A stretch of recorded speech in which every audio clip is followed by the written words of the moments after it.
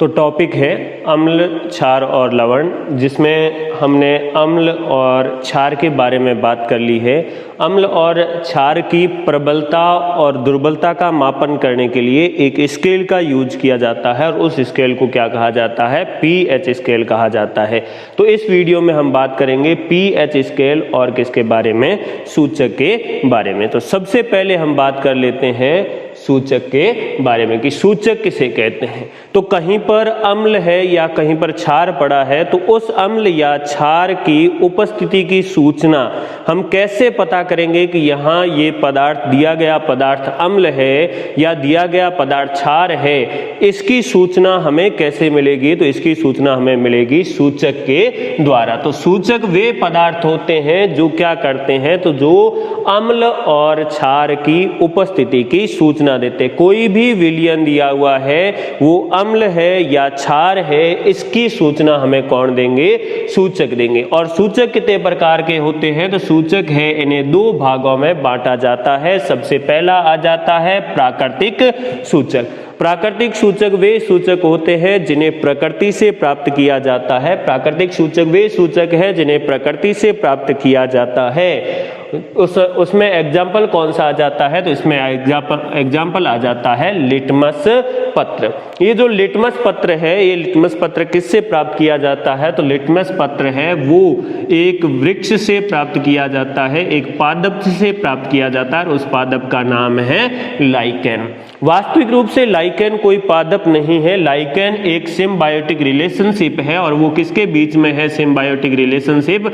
तो कवक व शैवाल के बीच में सहजीवी संबंध है और उस सहजीवी संबंध को ही क्या कहा जाता है? लाइकेन कहा जाता है। इसमें कवक है वो शैवाल को जल को अवशोषित करके दे देता है और शैवाल बदले में इसको भोजन प्रोवाइड कर देती है, फूड है वो उपलब्ध करवा देती है। तो प्राकृतिक सूचक में कौन सा आ जाता है? लिटमस पत्र आ जाता है, हल्दी आ जाता है, डहेलिया या गुड़हल का पुष्प आ जाता है, प्याज व लहसुन। प्याज और लहसुन भी किसमें आ जाते हैं? प्राकृतिक सूचक में। दूसरे आ जाते हैं कृत्रिम सूचक। कृत्रिम सूचक वे सूचक होते हैं जिन्हें प्रयोगशाला में निर्मित करके उपयोग में लिया जाता है। किसके लिए? अम्ल व क्षार की उपस्थिति की जानकारी के लिए। और उसमें किसका ज्यादा यूज होता है? तो वो होता है मेथिल ऑरेंज और अगला आ जाता है फिनोप्थेलिन।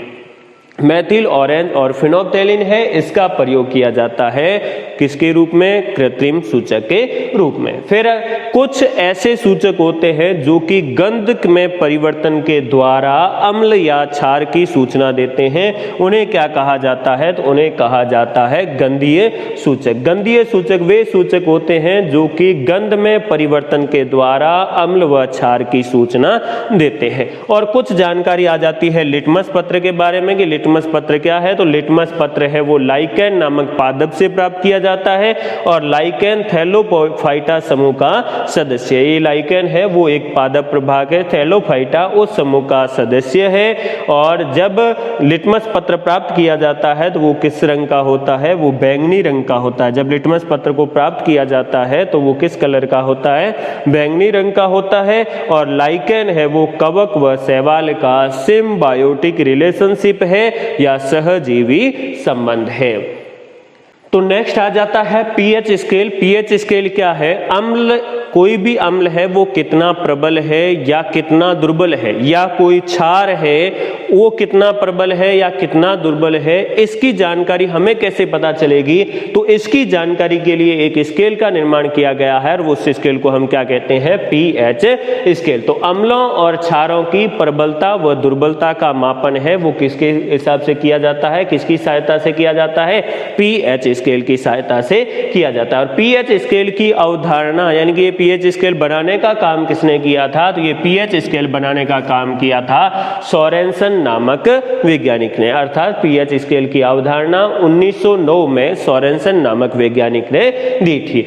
कई बार पूछा जाता है कि इस pH का शाब्दिक अर्थ क्या होता है, तो pH का शाब्दिक अर्थ होता है power of hydrogen ion, power of hydrogen ion. इसमें ये जो P शब्द है यानी कि pH में जो P शब्द है, इस P शब्द का अर्थ होता है पुषांश।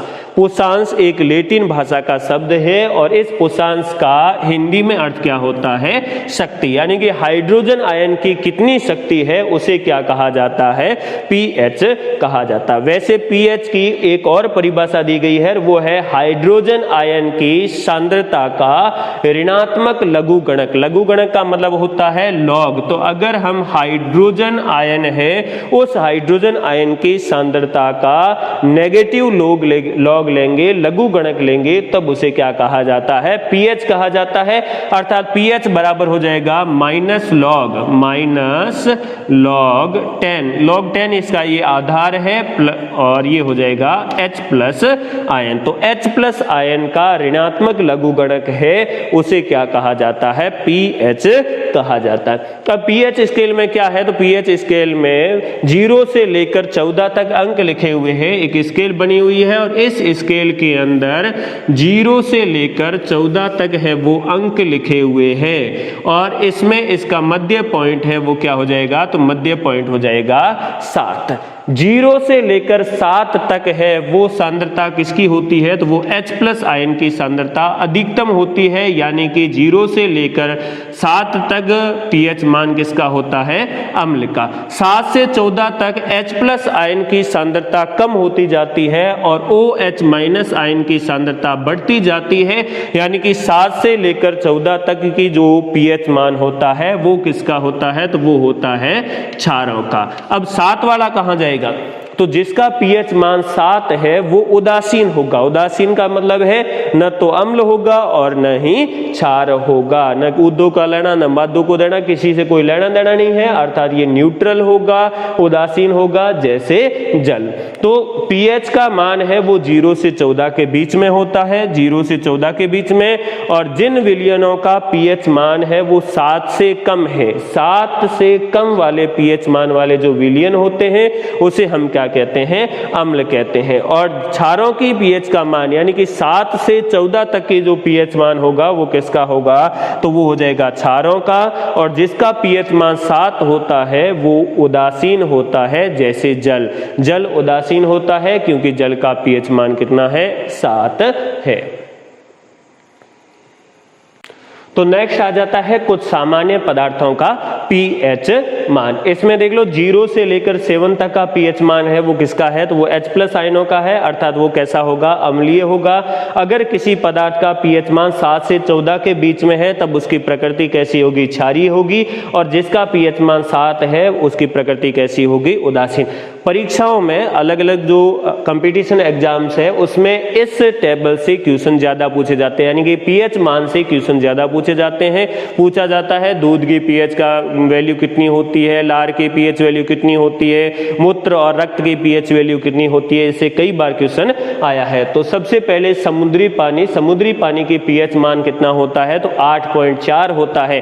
8.4 का मतलब है कि ये कैसा होगा, इसकी प्रकृति कैसी होगी, क्षारीय। क्यों, क्योंकि 7 से pH मान अधिक होता है वो पदार्थ कैसे होते हैं, क्षारीय होते हैं। पानी का pH मान, जो शुद्ध जल है उस शुद्ध जल का pH मान कितना होता है, 7 होता है।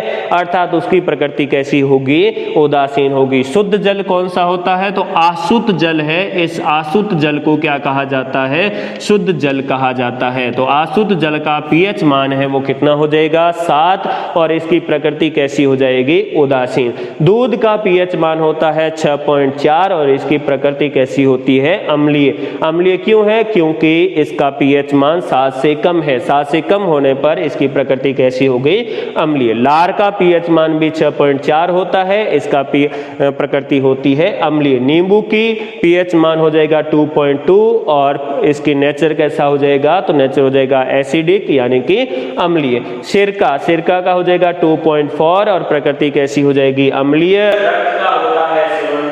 रक्त का होगी क्षारीय प्रकृति हो जाएगी। आंसू का पीएच मान 7.4 होता है, इसकी प्रकृति भी कैसी हो जाएगी, क्षारीय। मूत्र का पीएच मान होता है 6.0, प्रकृति कैसी हो जाएगी, अम्लीय।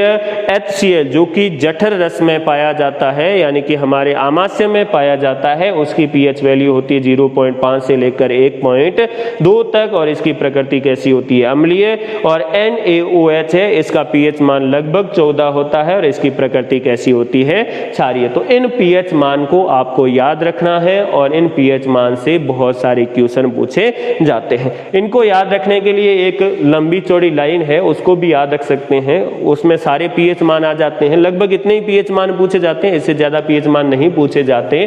तो ये है लाइन, 84 कोस दूर समुद्र से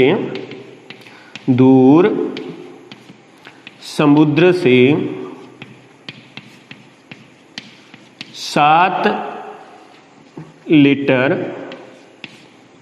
पानी लाओ, फिर 64 लीटर दूध लारे लाओ। यहां लारे का मतलब होता है पीछे, ठीक है, लारे का अर्थ क्या होता है, पीछे। फिर पिलाओ 22 से 24 गिलास नींबू शिकंजी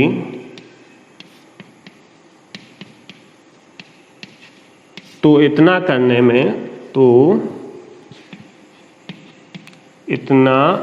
करने में आवेला 74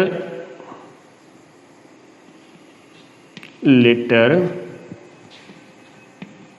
खून के आंसू व 6 घड़े या 6 लीटर मूत्र। ये लाइन याद रखनी है, इस लाइन के अंदर सारे के सारे पीएच वैल्यू आ जाते हैं। जैसे 84 कोस दूर समुद्र से, तो समुद्र का पीएच वैल्यू कितनी हो गई, 8.4। फिर 7 लीटर पानी, तो पानी की वैल्यू कितनी हो गई, तो पानी का जो पीएच मान हो गया वो 7 हो गया। 64 लीटर दूध लारे, दूध का 6.4 और लारे से क्या हो जाएगा, तो लारे से हो जाएगा लार का पीएच मान भी कितना होता है, 6.4। फिर 22 से 24 गिलास नींबू शिकंजी, तो नींबू का हो जाएगा 2.2 और शिकंजी से हो जाएगा सिरका 2.4। तो इतना करने में आवेला 74 लीटर खून के आंसू, खून यानी कि रक्त का 7.4 और आंसू का भी कितना हो जाएगा 7.4 और 6 लीटर मूत्र, तो मूत्र का पीएच मान कितना हो जाएगा 6.0 और इनका पीएच मान HCl है 0.5 से 1.2 है। इसका एक बार जब मानव शरीर के तंत्र पढ़ेंगे उसमें ये एक बार फिर आ जाएगा। नेक्स्ट आ जाता है पीएच का दैनिक जीवन में महत्व, कि पीएच है, ये पीएच हमने जो वैल्यू निकाली है इसका कहीं दैनिक जीवन में उपयोग है कि नहीं है। तो पहला, अधिकांश जो सजीव होते हैं वो एक फिक्स पीएच रेंज के बीच में काम करते हैं, यानी कि उनका शरीर है वो एक फिक्स पीएच रेंज के बीच में अनुकूलित रहता है। अगर पीएच के वैल्यू में कुछ ऊपर नीचे हो जाए या पीएच वैल्यू परिवर्तित हो जाए तो उनके शरीर को काफी हानि होती है। हमारा मानव शरीर है वो 7.0 से लेकर 7.8 पीएच परास के मध्य काम करता है। 7.0 से लेकर 7.8 पीएच रेंज के बीच में मानव शरीर है वो काम करता है। दूसरा, हमारे जो लार है, इस लार का पीएच मान कितना होता है, तो लार का पीएच मान होता है 6.4। लार का पीएच मान कितना होता है, 6.4 होता है। अगर लार का पीएच मान है वो 5.5 से कम हो जाए, लार का पीएच मान 5.5 से कम हो जाए तो शरीर का सबसे कठोर पार्ट, शरीर का सबसे कठोर भाग मानव का होता है दांत की इनेमल। दांत की इनेमल जो कैल्शियम फास्फेट की बनी होती है वो घिसने लग जाती है और इस प्रक्रिया को कहा जाता है दंत क्षरण, दंत क्षय या दंत क्षरण कहा जाता है। तो यदि लार का पीएच मान 5.5 से कम हो जाए तो शरीर का सबसे कठोर पदार्थ होता है दांत का इनेमल। इनेमल किसके मिलकर बनता है, तो वो कैल्शियम फास्फेट से मिलकर बनता है। ये घिसने लग जाता है और इस प्रक्रिया को क्या कहा जाता है, दंत दंत क्षरण कहा जाता है। अगला वर्षा जल। वर्षा जल जिसका पीएच मान कितना होता है, तो इसका पीएच मान होता है 7.0 और इसकी प्रकृति कैसी होती है, तो इसकी प्रकृति होती है उदासीन। अगर वर्षा जल है इसका पीएच मान है वो 5.6 से कम हो जाए, वर्षा जल है उसका पीएच मान 5.6 से कम हो जाए तब उसे क्या कहा जाता है, अम्लीय वर्षा कहा जाता है। अब वर्षा जल का पीएच मान कम क्यों होगा, क्योंकि उसके अंदर उपस्थित हो जाएगा अम्ल। अम्ल किससे बनेगा, तो अम्ल यानी कि अम्लीय वर्षा के लिए जिम्मेदार गैसें कौन सी होती है, तो एक तो होती है सल्फर डाइऑक्साइड और दूसरी कौन सी होती है, नाइट्रोजन डाइऑक्साइड। क्या करती है ये सल्फर डाइऑक्साइड SO2 जल से क्रिया करके क्या बना देती है, तो ये बना देती है H2SO4 यानी कि सल्फ्यूरिक अम्ल बना देती है। उसी प्रकार NO2 क्रिया करके, NO2 है ये जल से क्रिया कर लेती है और क्रिया करके क्या बना देती है, तो ये HNO3 बना देती है। H2SO4 है सल्फ्यूरिक अम्ल और HNO3 क्या है, नाइट्रिक अम्ल। तो इन अम्लों के निर्माण के कारण वर्षा का जो पीएच मान, वर्षा जल का पीएच मान है वो 5.6 से क्या हो जाता है, डाउन हो जाता है, कम हो जाता है, उसे हम क्या कहेंगे, अम्लीय वर्षा। अम्लीय वर्षा है वो सजीवों पर प्रभाव डालती है, सजीवों के अलावा वो निर्जीवों के ऊपर भी प्रभाव डालती है। सजीवों पर प्रभाव कैसे डालती है, क्योंकि हमने कहा है कि लगभग सारे सजीव है वो एक फिक्स पीएच रेंज के बीच में काम करते हैं। जैसे मानव शरीर है वो 7.0 से लेकर 7.8 पीएच रेंज के बीच में काम करता है। हम समुद्री पानी के अंदर अगर स्नान करेंगे तो हमारी त्वचा ऊपर से फटने लग जाती है। ऐसा क्यों होता है, क्योंकि समुद्री पानी का पीएच मान है वो कितना होता है, 8.4, जबकि हमारा शरीर है वो 7.8 तक की पीएच है उसको सहन कर पाता है। तो उसी प्रकार बहुत सारे जीव है उनके अंदर जब उनके बाहरी वातावरण का पीएच वैल्यू है वो चेंज हो जाएगा तो उन जीवों की मृत्यु हो जाएगी। और फिर निर्जीवों पे कैसे प्रभाव डाल रहा है, तो अम्लीय वर्षा का सर्वाधिक प्रभाव है वो अपने आगरा में स्थित ताजमहल पर पड़ रहा है। ताजमहल जो कि संगमरमर का बना हुआ है, श्वेत कलर का है, जब इसके ऊपर ये अम्लीय वर्षा गिरती है तो अम्लीय वर्षा के कारण उसका श्वेत रंग है वो किस में परिवर्तित हो रहा है, पीले में परिवर्तित हो रहा है, जिसे क्या कहा जाता है, मार्बल कैंसर कहा जाता है, या फिर इसे नाम दिया जाता है मार्बल संक्षारण। मार्बल कैंसर कहा जाता है या फिर इसे मार्बल संक्षारण भी कहा जाता है। और इसके लिए सर्वाधिक जिम्मेदार गैस कौन सी है, तो वो है सल्फर डाइऑक्साइड और नाइट्रोजन डाइऑक्साइड। आगरा में जो रिफाइनरी वगैरह है उनसे इन गैसों का उत्सर्जन हो रहा है और उससे ताजमहल पर प्रभाव पड़ रहा है। ताजमहल जो कि विश्व धरोहर है। और अगर मृदा का पीएच मान है वो कम हो जाए, पीएच मान कम हो जाए मतलब 7 से कम हो जाए, तब तो उसे क्या कहा जाता है, अम्लीय मृदा कहा जाता है। और अगर मृदा का पीएच मान अधिक हो जाए तब उसे क्या कहा जाता है, तब उसे क्षारीय मृदा कहा जाता है। मृदा की अम्लीयता और क्षारीयता का उपचार है वो किससे किया जाता है, जिप्सम और चूना पत्थर डालकर किया जाता है। जिप्सम और चूना पत्थर है वो अम्लीयता और क्षारीयता का उपचार करते हैं। और पूछा जाता है कि मृदा की लवणीयता का उपचार किससे किया जाता है, तो मृदा की लवणीयता का उपचार है वो किया जाता है रॉक फॉस्फेट से। रॉक फॉस्फेट डालकर मृदा की लवणीयता का उपचार है वो किया जाता है। फिर ये भी पूछा जाता है कि यदि कोई लिटमस पत्र है वो लिटमस पत्र यदि कोई विलयन है वो लिटमस पत्र को नीले से लाल कर रहा है, नीले से लाल कर रहा है, तब उसकी पीएच वैल्यू क्या होगी। नीले से लाल कर रहा है अर्थात हम कहेंगे कि वो क्या है, नीले से लाल कर रहा है, इसका मतलब वो अम्ल है, क्योंकि अनीला ही पड़ा है, अम्ल नीले को लाल करता है, अम्ल है, इसका मतलब उसकी पीएच वैल्यू है वो 7 से कम होगी। यदि कोई विलयन है वो लाल लिटमस को नीला कर रहा है, लाल लिटमस को नीला कर रहा है, तब हम याद रखेंगे छालानी, क्षार है वो लाल लिटमस को नीला कर रहा है। और क्षार की पीएच वैल्यू कितनी होती है, तो 7 से 14 के मध्य होती है। तो यदि कोई विलयन लाल लिटमस को नीला कर रहा है तब उसका पीएच मान है वो 7 से 14 के मध्य होगा। यदि कोई विलयन है उसमें लिटमस पत्र आपने डुबोया है और लिटमस पर कोई प्रभाव नहीं पड़ रहा है, तब उसका पीएच वैल्यू कितनी होगी, तब उसकी पीएच वैल्यू 7 होगी, अर्थात वह पदार्थ है वो उदासीन होगा। तो ये आपके हो गया है पीएच मान या पीएच स्केल और सूचक। अगले वीडियो में हम बात करेंगे लवण तथा लवणों के उपयोग के बारे में।